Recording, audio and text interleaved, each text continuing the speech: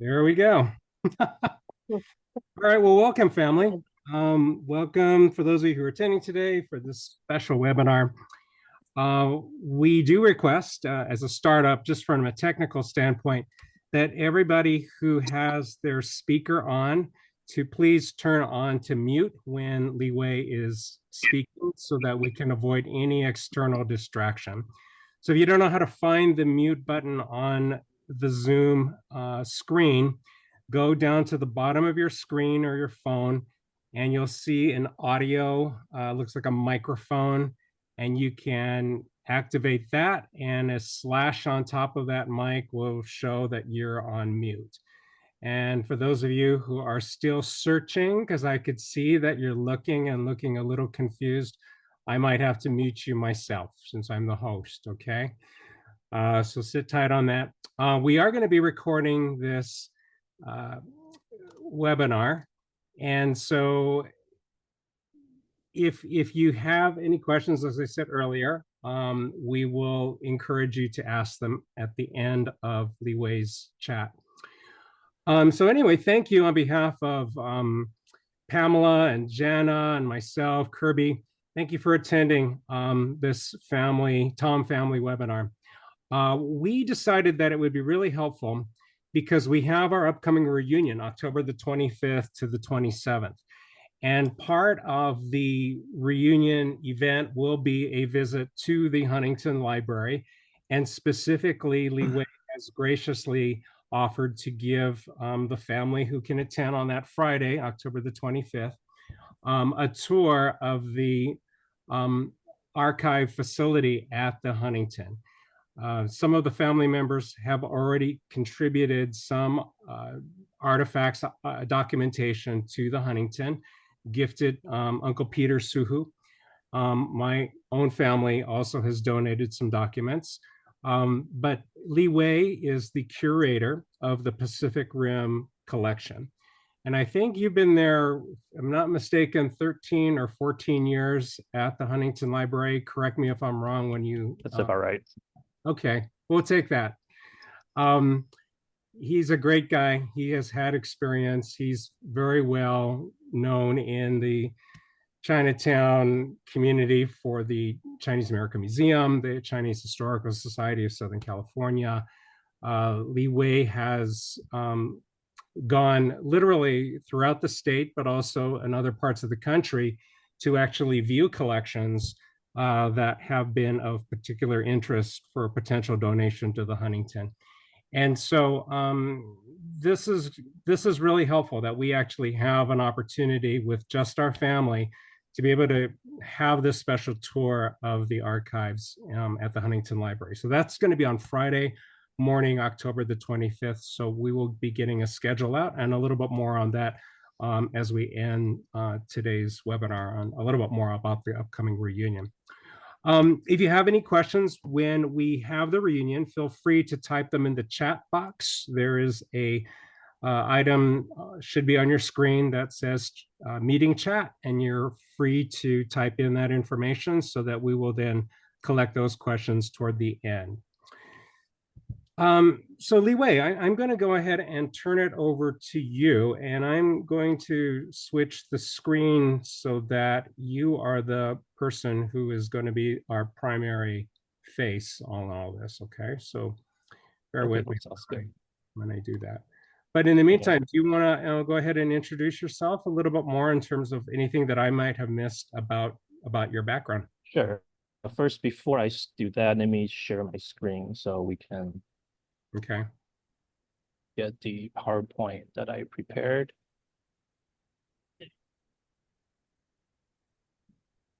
So yes, hi everyone. Thank you for letting me join your meeting on this Sunday. My name is Li Yang, and I'm the curator for Pacific Rim Collections.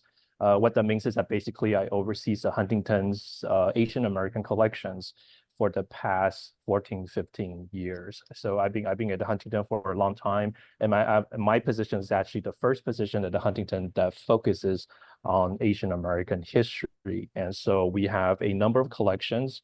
And the reason why we preserve these collections is so that we can make them available, we can catalog them, we can organize them, but eventually we want to make them available to scholars. So we're talking about professors, PhD candidates, master students, undergraduate students, anyone who's over the age of 18 is allowed to look at the collections. So primary source materials, so we're talking about manuscripts, rare books, historical photographs, and ephemera items. Anything that's basically paper-based are the type of materials, a collection that we're looking at. Anything that documents about, that are unique and that documents Asian American history, especially Chinese American history, like the Peter Suhu papers, like the David and Dora Suhu papers that are currently at the Huntington, are what we are looking for. So for today's presentation, I'm going to just give you a brief overview of the process of archiving these materials, but then also showcase some of the collections, some of the items that are here at the Huntington, so to get you familiarized with the type of materials that we are looking for, we're looking to collect as part of the Huntington's mission as a research institution. So let me just go ahead to go into the next slides. Okay.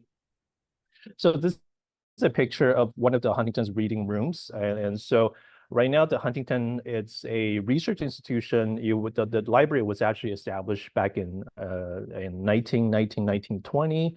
And today we are a research institution, and we are a place where scholars come into the Huntington in order to research these materials and then to make their books, in order to write their books, their journal articles. But we also have artists and documentary filmmakers that come into the library in order to use the collection for their own creative projects as well too.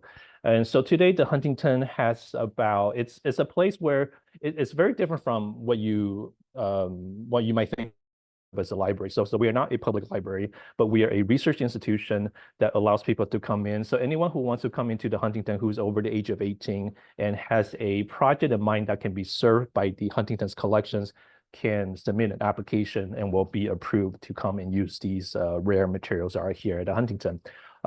Now we have about 1,800 researchers from around the world who are qualified, who are being approved to use the collections.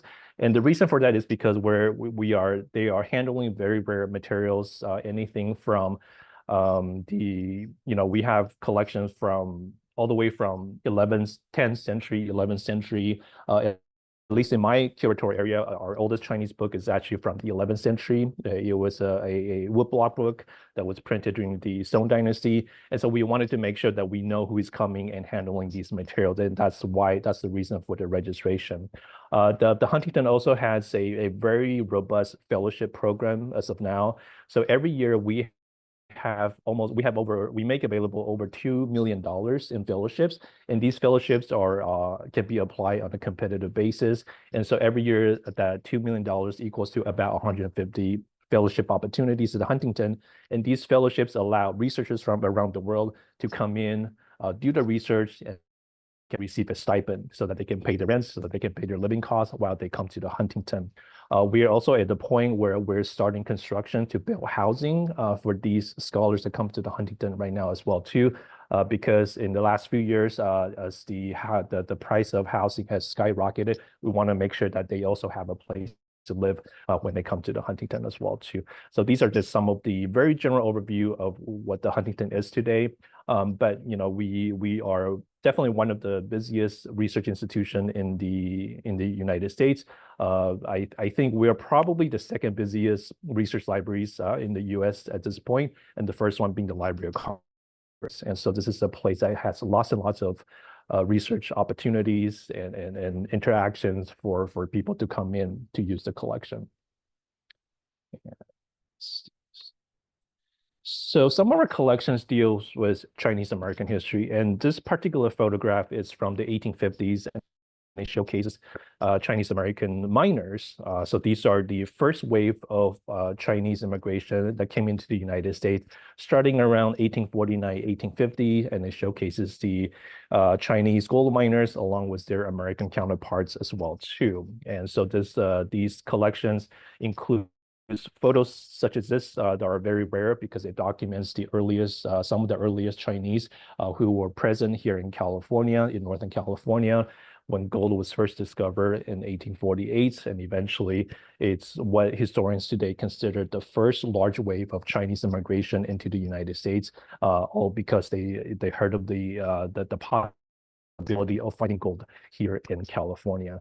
And so pictures like this, although rare, there are some scattered throughout different institutions, and Huntington is no different from those institutions. And so as curators, not only do we try to take care of the ones that we have, but then we also go out to buy materials or receive donations from other dealers or from other families who have this type of materials that can give us a little bit better better understanding about the early Chinese in the United States. And then here, although the photos is from the early 1850s, now we're taking a few steps back into 1849. So this is actually a contract, a labor contract between a Chinese laborer and an American businessman named Jacob P. Lees. And so this contract demonstrates that even before the gold rush, even before the first large wave of Chinese immigration, there were already a smaller number of Chinese who came to California for this type of job opportunity. And so for this unidentified Chinese man who was identified as a Chinaman, he was contracted to work in a household here in California as a tailor for a wage of around $15 per month. And this is mainly due to the fact that there was a huge labor shortage here in California around this time. And so American businessmen saw the opportunity. So they went to China, they went to Hong Kong, and they tried to sign up as many of these cheap Chinese labor as possible, bring them over to the United States. And so this is actually one of the early contracts that we have at the Huntington that showcases the very early Chinese who were here in the United States as these cheap labor contract who came over. And then you can see it very clearly, the terms that were spelled out in order to how much they've been paid, if they are to furnish their own tools, if they had to prepare their own foods and things like that. And then we are going into the second wave of Chinese immigration, which obviously is the construction of the Transcontinental Railroad. And so in this arena, I think Stanford University actually has done a really good job in researching into these issues, and we have contributed to the project as well too. But around this time, historians believe that there may perhaps being as many as 15,000 or maybe even 20,000 Chinese who were hired either within the United States or imported from China in order to work on the Transcontinental Railroad. One of the most interesting things is that still today, we have not been able to locate one single letter, one single diary that was being written by a Chinese who have actual experience working on the railroad track as well too. So this is something that have perplexed historians for a very long time. But we do have some photography. We do have some primary source materials that are being written by some of the job agents, the job contractors whose job was to recruit Chinese. But we still don't have anything written firsthand by the people who actually work on the railroad track. And then after the completion of the Transcontinental Railroad, and then the construction of the railroad eventually extended down to Los Angeles. And so that's when we start seeing a larger number of Chinese coming down into LA, into the Los Angeles, Southern California, Los Angeles area. And so this is one of our earliest photos containing a view of Los Angeles Chinatown from 1875. This is, again, LA Chinatown, I think, has always been sort of in the dark when it comes to comparisons to San Francisco Chinatown or New York Chinatown. And so it's sort of like finding missing puzzle pieces for historians today when they wanted to know more about what was happening in LA Chinatown, what did they look like, how would they how were they functioning and so any sort of materials about LA Chinatown, especially in the 19th century, are all very rare, very valuable. And so I'm always on the hunt for these type of materials that can give us more clues, more comprehensive pictures about how this LA Chinatown came to be. And then we can't really talk about Chinatown without going, excuse me, without really talking about the Chinese Exclusion Act. And so this is actually a Chinese passport that was issued to Chinese travelers after the passage of the Chinese Exclusion Act in 1882. So the Exclusion Act, as you may well know, was the first time that that a specific ethnic and a racial group, such as the Chinese, were barred from coming into the country. And so in order to keep up the flow of commerce and also scholarly exchange, the United States government created exemptions for a small number of Chinese coming over. And so for these people who are either merchants, who are diplomats, who are students, they had to carry these type of passports. And passport around this time is actually still not something that was standardized, something that everyone uses when they travel internationally. So this is actually something that was very special. And so the Chinese consulate, the Chinese embassy, the Chinese government issued these type of passports to the few privileged Chinese who had the right to travel into the United States.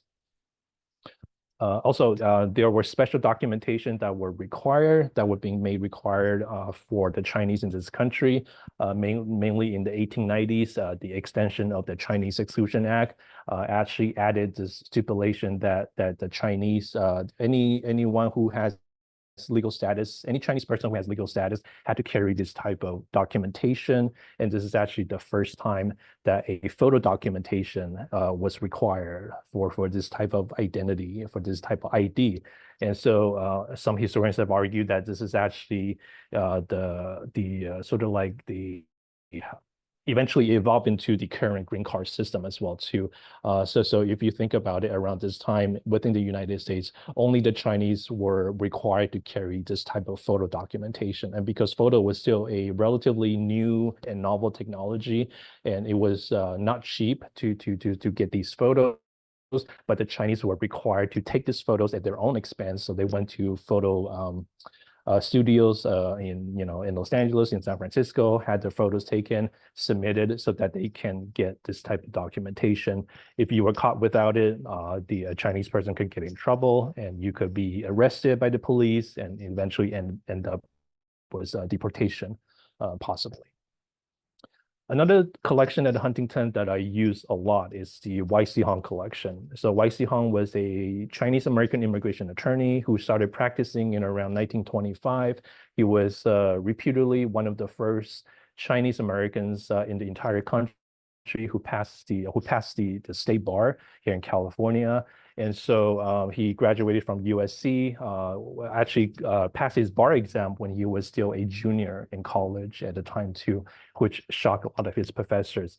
But this collection itself is very interesting because he started practicing in the 1920s until the 1960s and the 1970s, and he personally created over 7,600 immigration case files during the exclusion era. And so at the time, because immigration was difficult, it was because of exclusion, obviously. And so a lot of Chinese decided that if they could afford it, they decided that they were going to hire an immigration attorney like Y.C. Hong, who could speak the dialect, and then try to help them go through the entire process, how to create coaching papers, what to look out for when answering questions during the interrogation as well too. And so hiring a immigration attorney like Y.C. Hong was a crucial step in ensuring that you have the best possibility, the best chance of gaining entry into the United States. For example, a coaching paper like this, some of you may have seen them, but a coaching paper like this was something that every single new Chinese immigrants who had to prove to the immigration officials, the interrogators, of their right to be in the United States. And so this coaching paper is something that they had to memorize. And so while they were on this ship for example, from Hong Kong to San Francisco or to San Pedro, it is about a 35 to 45 days of journey on boat, on steamship. But individual immigrants would be studying very hard of something like this, a coaching paper. So on the right, on the top column, you see the individualized questions about one's family histories, one's family situation, very mundane questions about everything about you. And then on the bottom column, you have the individualized answers. So basically, Weissihong, attorney, would provide the questions, which numbers into the hundreds, that could possibly be asked during one's interrogations when one lands in the United States and had to go through a very lengthy interrogations. On the left, you have the village map that one had to basically draw in front of the interrogators during the examination session, and everything's recorded. Everything's recorded by the Chinese translator, by the interrogator. And then once that's finished, if one was claiming to be the son of a Chinese Americans coming in, then they would question the Chinese American father and try to see if the two sets of answers do corroborate, do make sense with one another. So if they were differences between the two sets of answers, then there could be ground for more questioning. Eventually could lead to deportation if you do not pass this exam. Here is another typical files that's being used by Weissihong clients. And so for here, we are talking about the wife of a merchant coming into the United States. And so there are many ways, even though this is during the exclusion era, but there are ways for the Chinese to come into the United States, mainly as the sons of Chinese Americans, sons or daughters of Chinese Americans, or you could be claiming to be the spouse or the children of a Chinese merchant as well too. And so these are the type of cases that you will find in over 7,000 cases within the Weissihong papers. And then in 2019, I had a chance, before 2019, I had a chance to meet Pat Lam, and Pat was eventually able to see the Peter Suhu collection, because Peter Suhu and Weissihong were very good friends, and they were business partners in creating Chinatown. And so I was shocked when I first met Pat, and then she said that, oh, she actually knows about the Peter Suhu paper because she's part of the family.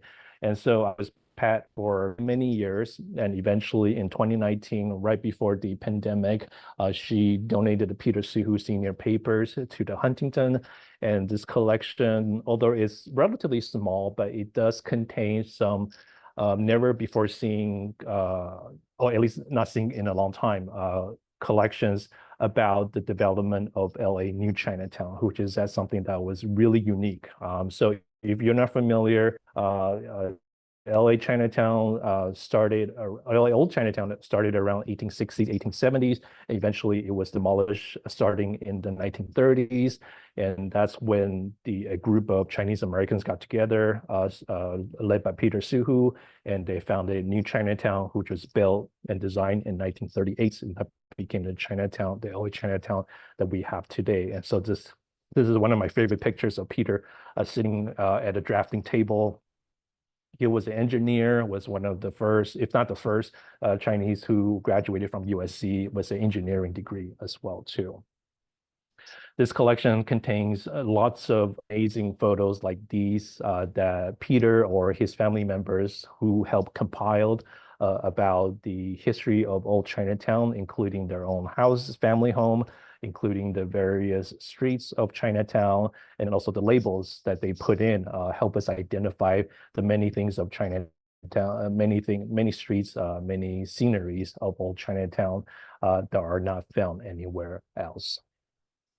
We also have letters that from Peter Suhu to the Los Angeles mayor at the time, Mayor Shaw, before the completion of LA New Chinatown.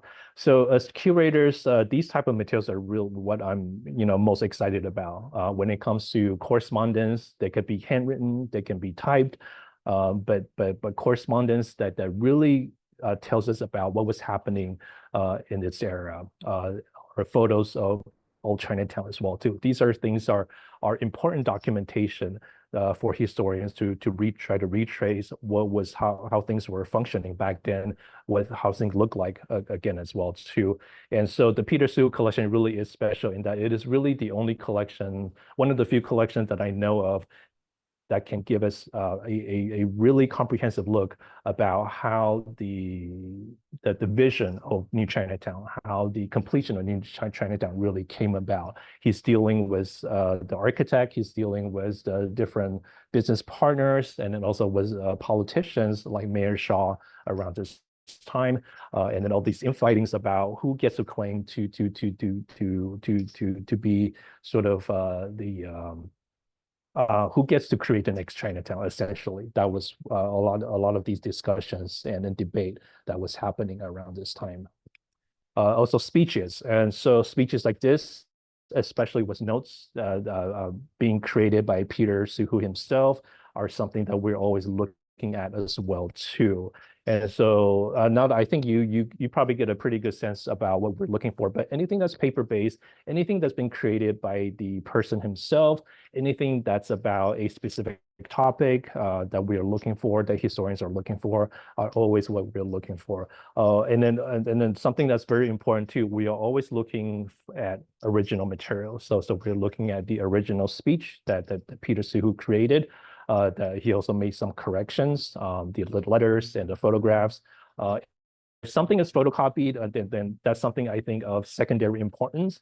But if the photocopy turns out to be the only copy, if the original are nowhere to be found, then the photocopies becomes the original materials as well too. But generally speaking, I'm always looking for these original materials in order to save for researchers, because we wanted to not only save the contents, but then we also wanted to, a lot of times historians are also looking at the materiality of the actual items itself as well too. And so that's why having the original material is so important. And then in 2021, I was working with Greg. So eventually, he and his wife, Debbie, they decided to donate the David and Dora Suhu family papers. And so this collection has actually not been processed yet. And so the photo quality is just something that I took on my iPhone compared to the Peter Suhu paper, where everything is being organized already. It is available in a reading room. And there is also the Peter Suhu paper is also digitized as well too. So we're looking to organize the David and Dora Suhu papers pretty soon, maybe within the next year. And so, but until then, I will just take you through what is the collection is about. And it's a collection like the David and Dora Suhu papers. Again, it is about their lives. It is about their experiences here in Los Angeles. A lot of it has to do with old Chinatown, which I love. Like photos like this, I have never seen anywhere else of a Chinese band in LA, old Chinatown, probably 1930s, maybe 1920s. I'm not really sure. And then we also have collections about David's involvement with the Maewa Girls Drum Corps as well too. So we have photos, we have business documentations, we have letters, we have ephemera items related to Maewa as well too. And that's one of the main things that I was looking at when I was surveying the David and Dora Suhu family papers. And I see that it is an important collection on its own, and that together with the Peter Suhu papers, we have a more complete look into the history of old Chinatown and new Chinatown as well too. Excuse me. Also, one of my favorite things within the David and Dora Suhu papers is that there is a complete set of neon. Sorry, there's a complete set of neon photos of new Chinatown in 1938, 1939. Excuse me. And so these type of photos really gives a really good look at the design decisions of new Chinatown and how they look when Chinatown was first completed. Sorry, let me clear my throat first. Like I said, new Chinatown was something that we always focus a lot on. And so the photos that I showed you and also architectural plans like this from the Y.C. Hong collection is also something that we are always on the lookout for, because they provide us with firsthand look into how Chinatown was created. We were able to see the different variations and versions of designs of new Chinatown starting in the late 1930s as well too. And so collections like together. Like I said, they're like missing puzzles of the overall comprehensive picture. And while we don't have the overall picture, but we're able to put these puzzles back together and allow historians to make estimation, to make sometimes guesses, educated guesses about how these decisions were arrived in order to create the first planned Chinatown in North America. I'm not sure. So my time is, so I think I'm roughly on time. So this is the end of my presentation, but these are some of the links that I have provided about the Huntington, but I'm happy to just give you more information. If any of you are interested, you can email me afterwards. But this is just a very short overview of the Huntington's collection, the type of materials that we're looking at. But I think with the next segments, I'm happy to answer any questions that you have about how collections are being archived or any questions that you can think of, and I'll do my best to answer them as well too. So, and thank you for your time. I'm sorry about my throat, so I just got over a cold. So, but I'm okay now. Thank you.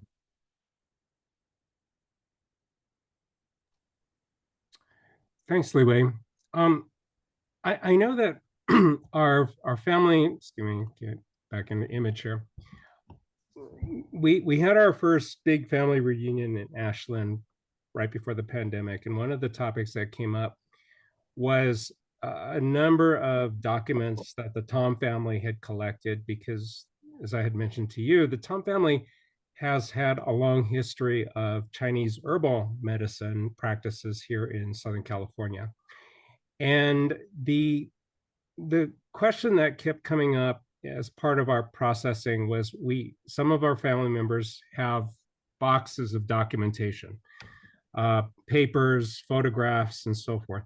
Can you just take us very quickly through the process of how would we know if, let's say, a box of old papers and photos that's sitting in somebody's garage has any particular value? What is it that you would be looking for specifically? Yes, thank you for the question. So this is a very complicated question, but generally speaking, like I said, anything that's original, and we're talking about things from 1930s, for example, or even before, if they are about the developments of Chinatown, if they're about a family's experiences in Chinatown, I think these are the things that you can rest assured that these are the things that historians and curators want to look at. But I think the most it's often hard because I mean we're all subjective. We have different ways of looking at things. But I think the best way to determine actually is that try to keep everything together, and then keep them in environments that's not too hot or too cold or has a lot of variation of temperatures. Just keep them safe, and then eventually, when it comes to time, you should contact me or any other curators out there to actually look at the collections. So this is what we call a surveying a collection, is that I go to the houses, I go to the warehouse, I go to the garages of people's homes, I look at the collection, and then I can make the determination on whether the collection is something that, for example, the Huntington wants and can take in and to care for this collection as well too. So it's really hard for me to give you all the criteria right now, but generally speaking, I'm looking at condition. So if something is, if something was infected with mold, if something was has a lot of pest problems, if you see a lot of spiders, a lot of silverfish, if something is torn in half, we have to make the judgment call whether something is worth saving as well too.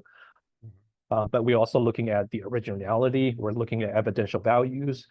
We are looking at whether this item is duplicated elsewhere in existing collections or in books as well too. So these are some of the more general things that I'm looking at when I go look at collection, when I go survey collection.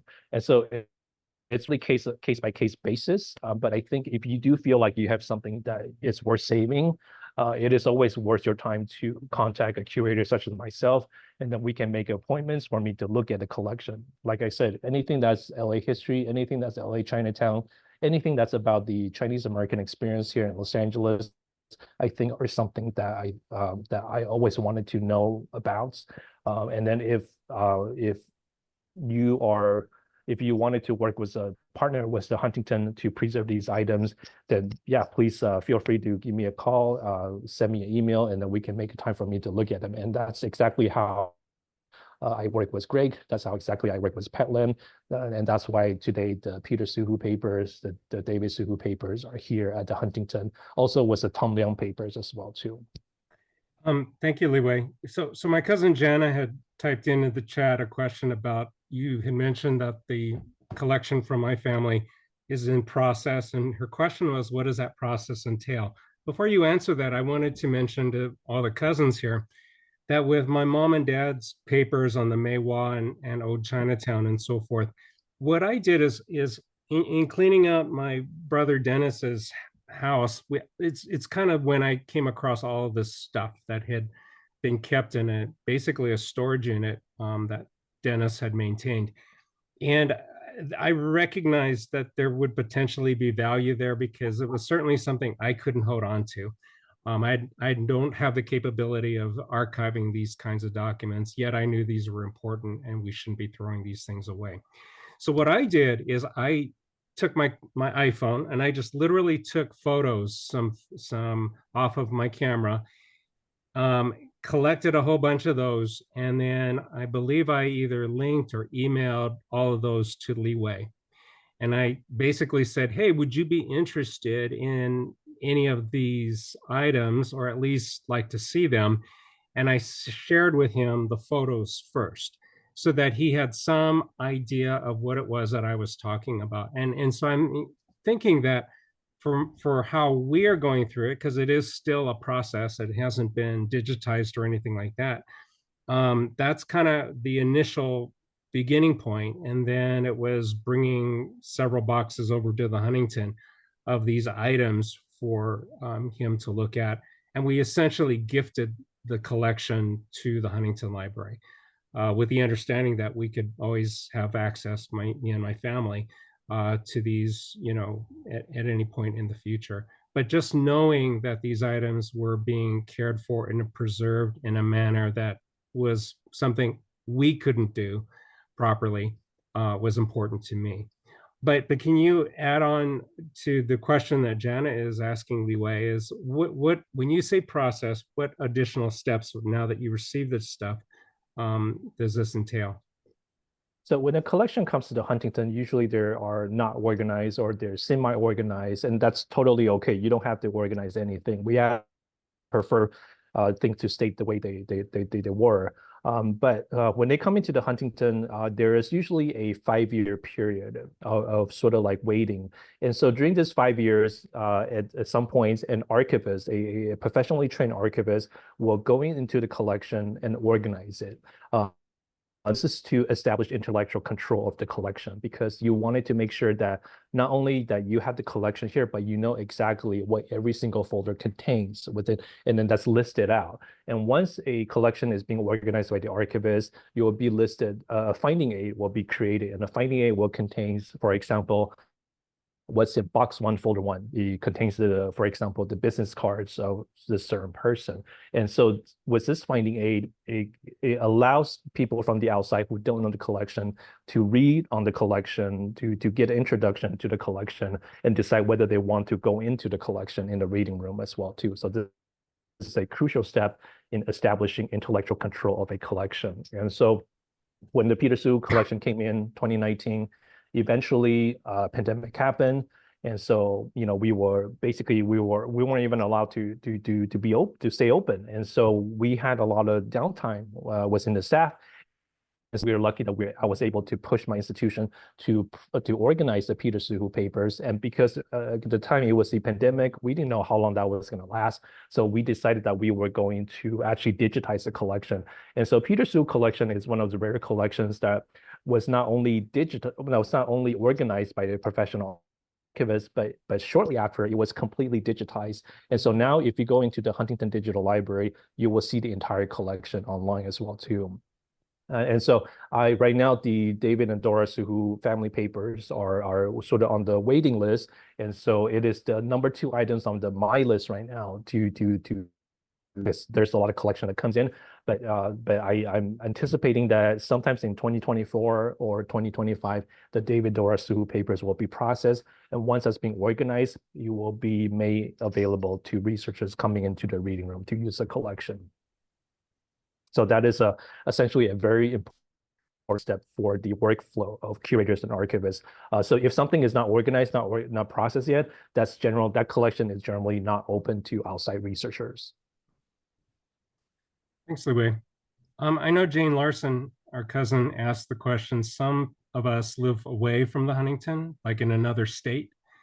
Can you just touch on what's your process for donations from a distance, physical distance? Okay, so there's really no difference whether you live in LA, because I have looked at collections in LA, in the San Francisco Bay Area, in Hawaii, on the East Coast as well too, sometimes even international too. And so as long as a collection that I think is worth pursuing, it is a collection that I think has a lot of evidential value, historical values, and the donor wants to work with the Huntington, I'm willing to fly out there. So it is part of our budgets for curators in order to fly out to get collections. So my last collection from out of the LA area was actually from Honolulu. So I went to Honolulu. I was able to work with the donors and then find art shippers to transport these collections on a cargo plane back to the Huntington as well too. So it doesn't really matter where you live in the but if you have a collection and if we can both agree that it has the value that we want to work together to preserve the collections, I'm always willing to fly out. Thank you. Jenna typed in the chat, are you interested in any paper or photo materials not directly related to LA Chinatown? And I assume the answer is yes. For example, I have a few photos from the Kunying Girls Club, which was an LA social club for young Chinese American women. Yes, so I was just using LA Chinatown as an example, but yes, I'm familiar with the Kunying Girls Club. I know Mabel Hong, who is the wife of Hong, was actually a member of Queen's Girls Club as well too, and many other subjects in the collection as well too. So yes, I think anything that has to do with Chinese American history, and if it can directly touch on Southern California, Northern California, even Oregon, Washington, I'm always willing to at least get to know the collection. And like Greg was saying, I think the most effective way is that for you to maybe snap a few photos on your iPhone of the collection of the individual items that you find interesting, and then that way I can make the initial assessment whether this is something I wanted to know more as well too. I also have to say that just because thing is older does not mean automatically that it is something that I'm going to need or that it fits into the Huntington's collection. So every collection is different. So if something is already duplicated in our collections, if something is already duplicated in a nearby institution like UCLA or USC, so it's there's a lot of consideration to make. But yes, I'm interested in anything that's that's any Chinese American history that you may find that has to do with Southern California, Northern California, or in the greater area as well too. Yeah, good. Cousin Jane asked, do you ever display the items or mount exhibitions? And do you take framed calligraphy or scrolls? And do you repair torn scrolls? So this kind of question, there's two questions really. One is, yes, the Huntington has, and I know that as part of our family reunion, we're going to go to Union Station on the Saturday to look at a collaborative exhibit put together by the Huntington Library and LA Metro. And Union Station is a site of the original Old Chinatown. And there is a small photo exhibit, kind of a walkthrough thing in the main, one of the main lobbies of the Union Station. And that's going to be before we visit the Chinese American Museum, where a lot of the Tom Leung photos and documents were donated at the beginning of the museum, that hopefully you'll see a lot of family photos on display to the public in that Chinese American Museum. But to the first question, does the Huntington ever display items or mount exhibitions? And then the second is related to, I guess, do you take framed calligraphy or scrolls? Do you repair torn scrolls? And maybe you could speak to artifacts, Li Wei, on this one, because I know that you and I have had chats on what kind of items of historical artifacts could potentially be of interest to the Huntington. Yes, so in 2015, I mounted the exhibition on YC Hong. So that's actually the Huntington Library's first exhibition focusing on a Chinese American figure on Chinese American history. And, and last year, I was able to curate a show called Printed in 1085, which showcases the Huntington's oldest printed work, which was a Chinese woodblock printed book from the Song Dynasty from 1085, from the year 1085. And so we do exhibitions periodically, but because we have 14 curators in the library, so we do have various different exhibition space throughout the institution. And right now I'm working with the art curator at the Huntington to mount a show in 2027. And then we're going to focus on Chinese American artists in LA Chinatown in the 1930s. So exhibition is something definitely do, but it is something that very time consuming, takes a lot of time. So it's not something that I can just do, So usually each show would take anywhere from 2 to 4 years in order to make. And so it's a very time consuming process. And as for your last questions about the scroll, so I don't really focus on calligraphy at the moment, but we do have Chinese art curators in the art museum and in botanical gardens associating with the Chinese garden at the Huntington.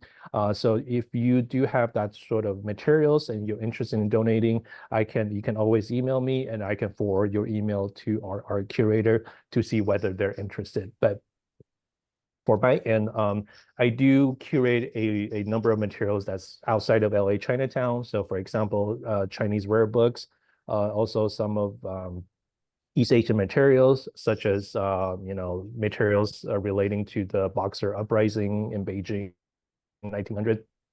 But generally speaking, when it comes to calligraphies and scrolls, that is something that I don't deal with because that's considered more of art objects. And so those type of materials usually go to the art curators that we have on staff here as well too. Did I miss anything? I don't think so. The question was on artifacts as well, but I think you Okay. touched on that. Okay. Yeah, I mean, artifact, generally speaking, we're focusing on anything that's paper-based. But, as part of the David and Dora Suhu family papers, we do have a trumpet within the collection as well, too, because we felt that the trumpet really ties in with the collection very well. Same thing was the YC Hong collection, even though we're looking at paper-based materials, but we do have a very rare Chinese typewriter that we took in as part of the collection because that was a typewriter that YC Hong used in his office as well too. So anything, it really depends, but generally speaking, we generally don't take in anything that's not paper-based materials, but we do occasionally take in if they are significant to the collection that comes in to the Huntington. Thank you, Li Wei. I'm going to open it up. If you have a question for Li Wei and you were not able to put it in the chat, we've got about 10 more minutes before we were going to end this. So if anyone does have a question, I guess if you either raise your hand or if you don't know how to do that, then just ask the question and we'll try to organize this in a reasonable way. Does anybody have specific questions for Li Wei?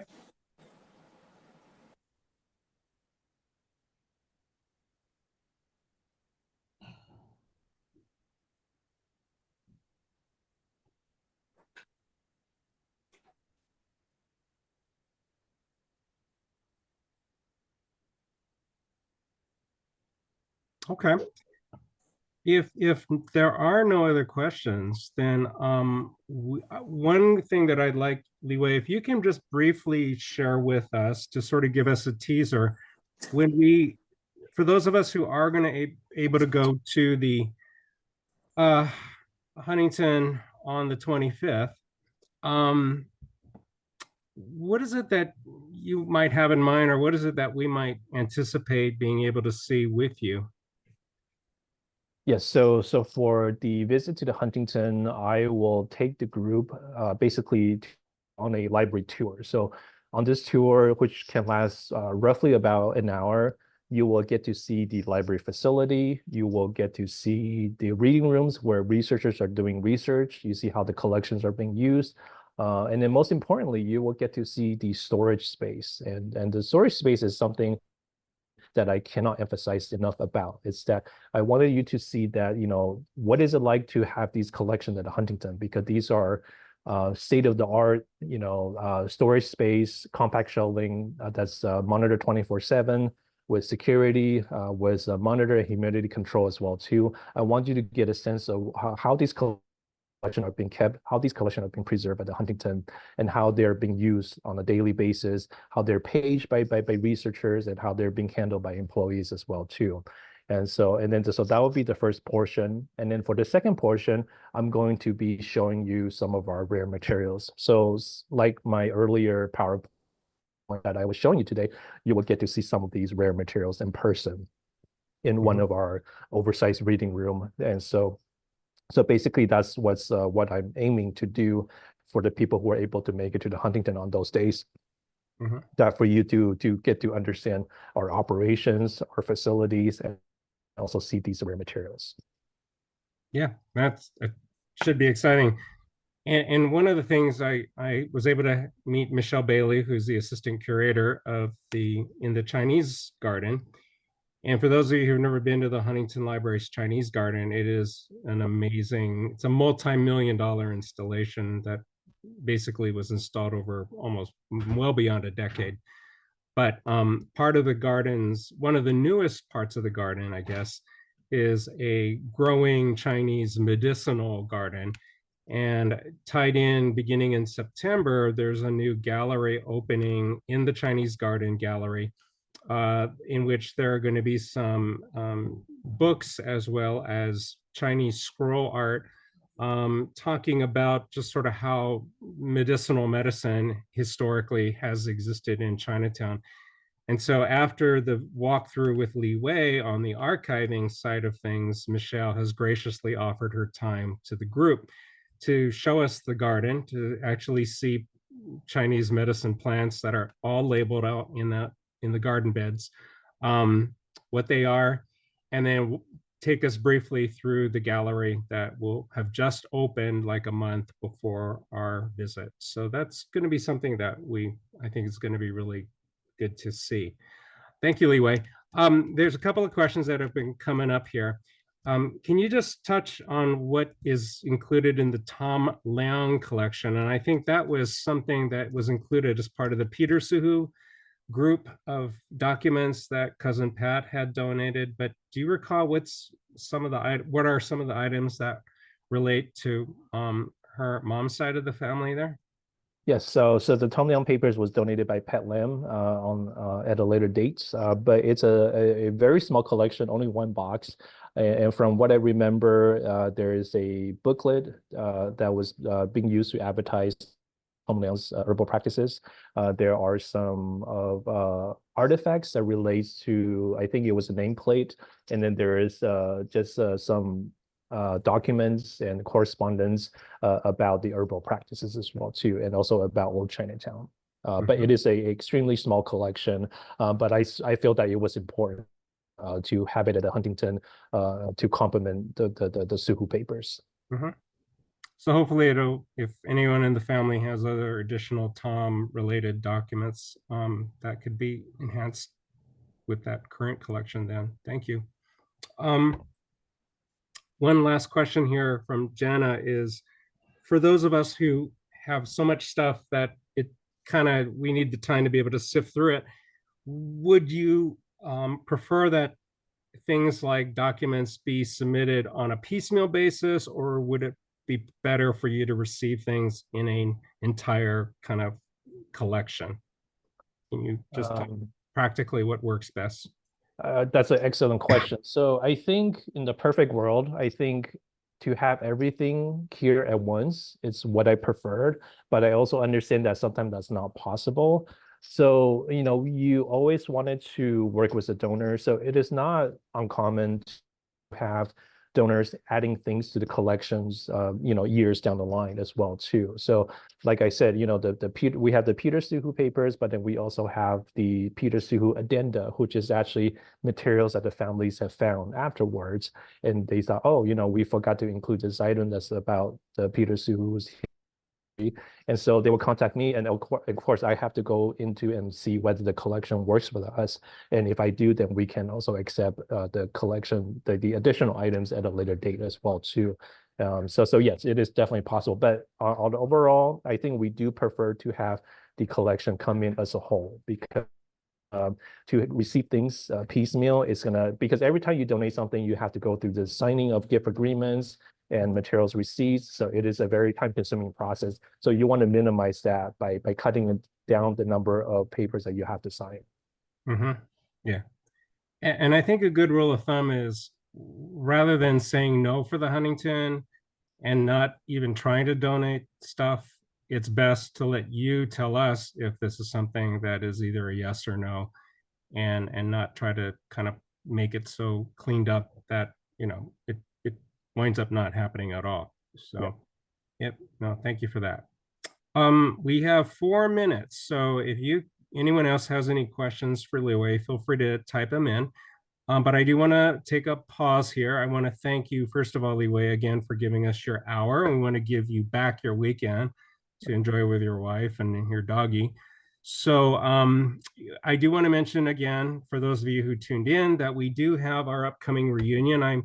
I think the committee is going to be sending out an email with registration and a little bit more detailed information about the program for the Friday, the Saturday, and the Sunday of October 25th, 26th, 27th. And then part of it is going to be Friday, the Huntington visit.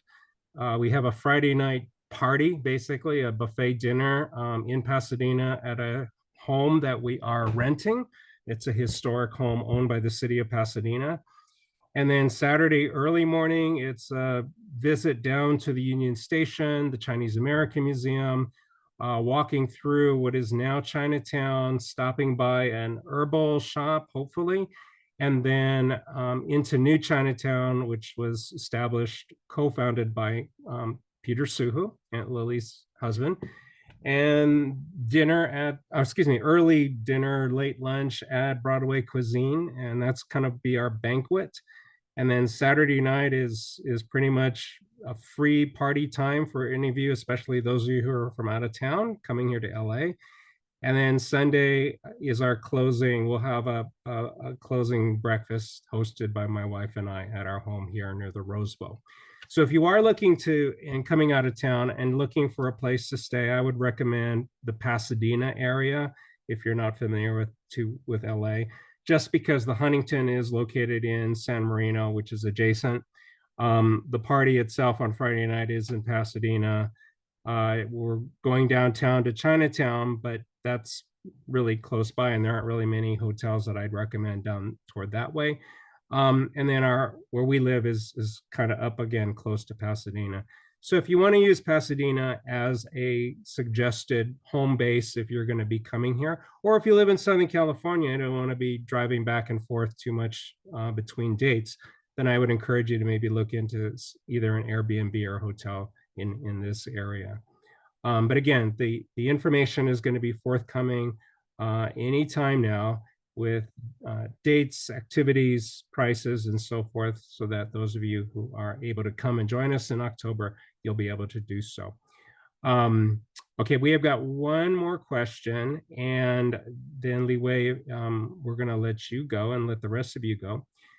So Jana is asking, is there a difference between what goes to the Huntington Archives versus a museum like CAM? But I think related to this, you can also kind of touch base on the question I had of you earlier, which was, are collections shared between facilities like UCLA, the Chinese Historical Society, and Huntington, when families may donate to one institution versus the other? But can you answer the question that she put in the chat? Is there a difference between things that go to the Huntington Archive versus a museum like Chinese American Museum? Yes. So I think when it comes to the Huntington, our specialization is it's about the library, basically special collections. We're focusing on the preservation of paper-based materials. And so even though we do have the museum components, but we do have a large team of professionals and also resources working to keep these papers to keep them in safe conditions in order to preserve them. Whereas I think CAM, a Chinese American museum in downtown, I think they are more focused on artifactual materials. So they would have dresses.